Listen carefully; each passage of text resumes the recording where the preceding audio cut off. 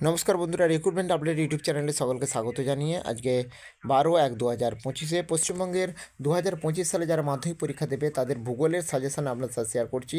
2 নম্বরের প্রশ্ন যেগুলো করতে হবে বড় প্রশ্ন হিসেবে, 3 নম্বরে যেগুলো করতে হবে সেগুলো আমি শেয়ার করেছি। এবারে 5 নম্বরের প্রাকৃতিক ভূগোলের মধ্যে থেকে 5 নম্বরে দুটো প্রশ্ন করতে হয়, সে দুটো প্রশ্নের জন্য আমি 10 নম্বর থাকে 5 করে। তো সেই 5 নম্বরের প্রশ্নগুলো প্রাকৃতিক প্রশ্ন চ্যাপ্টারের যে প্রশ্নগুলো তোমাদেরকে অবশ্যই ফলো করতে হবে বা অবশ্যই ভালো করে পড়তে হবে। এছাড়াও তোমাদের যেটা মনে হবে সেটা ভালো করে পড়বে। তো এইগুলোর উপর বেশি গুরুত্ব দিতে হবে।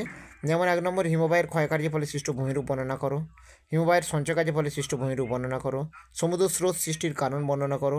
বায়ুমণ্ডলের উষ্ণতার তারতম্যের কারণ বর্ণনা করো। বায়ুর চাপ বলয়ের সঙ্গে নিয়ত বায়ুর সম্পর্ক লেখো। অথবা এই প্রশ্নটা আসতে পারে নিয়ত বায়ুর বর্ণনা দাও, একই প্রশ্নের উত্তর। এছাড়া চাপ বলয়ের বর্ণনা যদি বলে সেটাও ভালো করে একটু তৈরি করে রাখবে, তাহলেই হয়ে যাবে।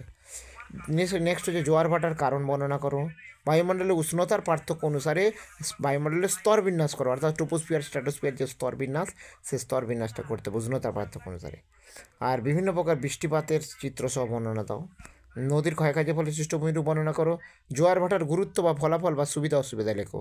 আর নদীর সঞ্চয় কাজের ফলে সৃষ্ট ভূমিরূপ বর্ণনা করো। মোট 11টা প্রশ্ন ধরেছি প্রাকৃতিকের 5 নম্বরের প্রশ্নের মধ্যে। তো আশা করি এর মধ্যে কমন চলে আসবে, তবু তোমরা এর বাইরেও যদি কিছু ইম্পর্টেন্ট প্রশ্ন হয় সেটা করে নেবে। পরের ভিডিওতে 5 নম্বরের আঞ্চলিক ভূগোলে যে প্রশ্নগুলো করতে হবে সে ভিডিওটা শেয়ার করবো। সঙ্গে থাকবেন এবং চ্যানেলটা সাবস্ক্রাইব করে নেবেন। ধন্যবাদ।